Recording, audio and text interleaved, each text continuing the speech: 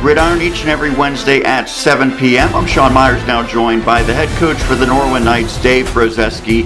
His team on the heels of a thrilling 31-28 victory against Greater Latrobe last week. Coach, congratulations. When your team went down by a touchdown with about 4 minutes left, what did you see from your squad that allowed them to come back and score this exciting victory? I saw perseverance. I saw the fact that the guys didn't blink in the face of adversity to me, and I saw them, having the mindset to say, hey, okay, next play, let's go out to make the next play and continue to build off of that. And we were able to respond, be able to tie that score up at 28, and then get a stop defensively the next series. We ended up, I believe it was like 31 or 37 seconds, somewhere in there when we had the ball, and we were able to execute and able to get the game-winning field goal with about three seconds left in the game. Getting a win in any fashion has to be a great feeling, but I would think for a head coach to see a team execute not just a 2-minute drill, but as you said, about a 30-second drill to get those final points. Is that something that you've really stressed throughout practice and saw that they had the potential to execute? Yeah, like I said, getting a win in any week is difficult. It takes a lot of things to go the right way for you to get a W. And that being said, with that situation, like you said, with a little more than 30 seconds left, every week we always do situations where we work on different situations in our practices and everything. And 2-minute drill, obviously, we always have a certain amount of time on the 2-minute clock, if you will. I can honestly say we haven't really set up 31 seconds or 37 seconds before, but we've set up situations we have to hurry. Do we have a timeout left? We don't have a timeout left, or whatever. And we're very proud of how the players responded and executed and just took it one play at a time. That was those are some very positive signs that we saw and things that we're going to build on. We'll get to your kicker, Joey Castle, in just a minute, but I think that the quarterback, Luke Lewandowski, deserves a lot of credit. In particular, that 36-yard pass where he kept the play alive instead of stepping out of bounds to stop the clock. A real heads-up play from a first-year starter. He has contributed as a passer. He's been very good as a runner as well. What has allowed him to be so successful so far? I think the number one thing is his preparation. Luke is taken the mindset that he was going to earn the starting quarterback position from day one, and we have an open challenge, an open competition all the time. But he definitely was the front runner and was a person that just totally took control of that position. He's a leader of our team. He's one of our captains. And even though he doesn't have a lot of the experience under the games, like you were saying, he's able to make some plays so far this year that really shows some of his preparation he has. And like you said, that play where he was able to keep his head up and find Anthony, behind the secondary, take us down to, I think it was like the 5 or 4 yard line or whatever it was.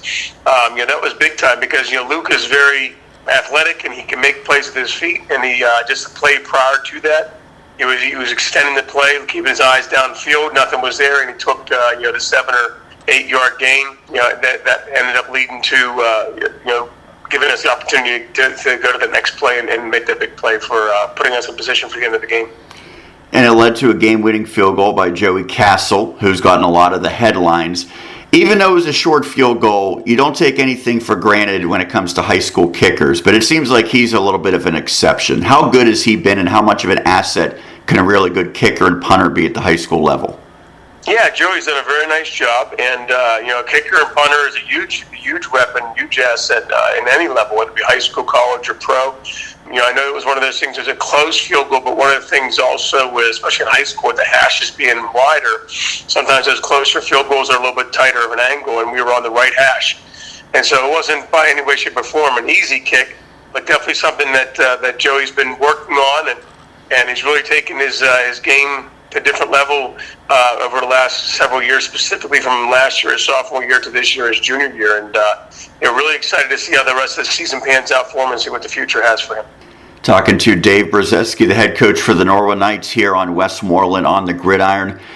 You look back to a couple of weeks ago, you did lose to Penn Trafford, but I think it was a pretty competitive showing in which your team stayed within striking distance almost the entire way. So through 2 weeks, 1-1, how do you evaluate your team's performance? Yeah, I mean, like you said, obviously every team's goal every week is to get to 1-0. We were not able to do that in our week 0 game against Penn Trafford. We were able to do it against Latrobe. And so that being said, where we are right now, like you said, 1-1 is where we are in those 2 weeks. But going into this week, we're 0-0, and our goal every week is to get that 1-0. And we're doing what we can do preparation-wise to put our guys in position to be able to execute on Friday and get our 1-0. Looking at the schedule, week 0, you guys get to choose the matchup against Penn Trafford, and that's a really good rivalry. But then playing another Westmoreland County team in Greater Latrobe, and you'll go just outside the county into Fayette to play Connellsville. Playing non-conference games, that seems like maybe it has a little bit more at stake because of the proximity geographically. How much interest does that bring to these matchups?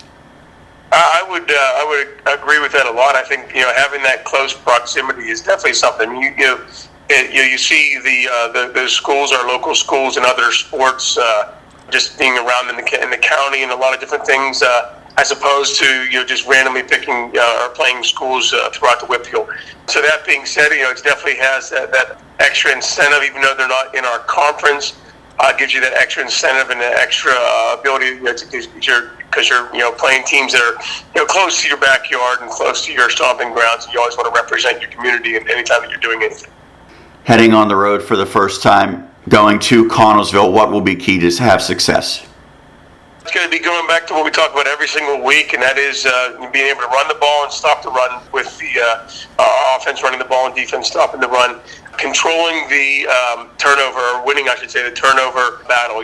One of the things that we strive to do on defense is take the ball away, and offense is we strive to keep the ball and have ball security. And as always, especially in high school, but in all levels of football, special teams is huge, and being able to minimize the other team's opportunity to make big plays in the special teams and maximize what we can do to make them go for a long field or put them in situations where they have to execute more often times on a longer field than on a shorter field. You have been at Norwin for quite a while now, and throughout those times, the Knights have struggled in recent years in conference play. You're in 6A, which means you're going against some of the very best in the entire state, certainly in western Pennsylvania. And that'll be on display when you open conference play at Central Catholic. You'll also be at North Allegheny, a home matchup against Mount Lebanon.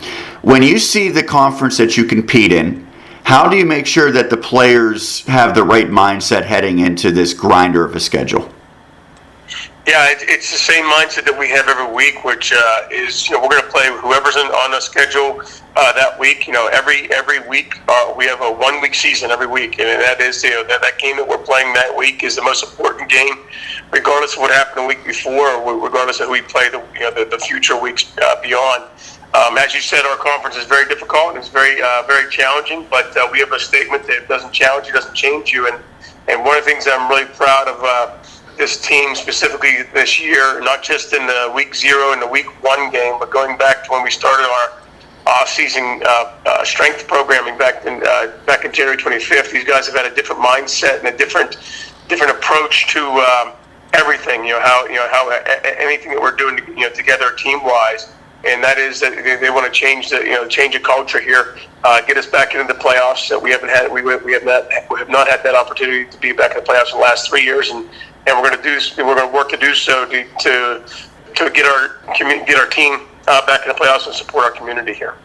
And if you were to make the playoffs this year, obviously that would be a significant step forward. Is this a scenario where to build a contender each and every year in 6A, you're going to have to take gradual steps as opposed to just one giant leap?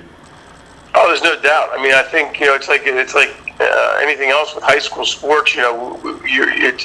No team is the same any year because you have different players, obviously, and just different skill sets that go attributed to that, let alone who you're playing and what they have and everything. So it's always a process, and it's one of those things that you have to build off of the successes that you have and learn from the failures that you have gone through as well. And that's why having that opportunity to get that W at the very end of the game last week against Latrobe was critical, because not just to get the W, but also learn how to finish the games and learn how to take each and every single play as its own life and stack those on top of each other to get the W for the week.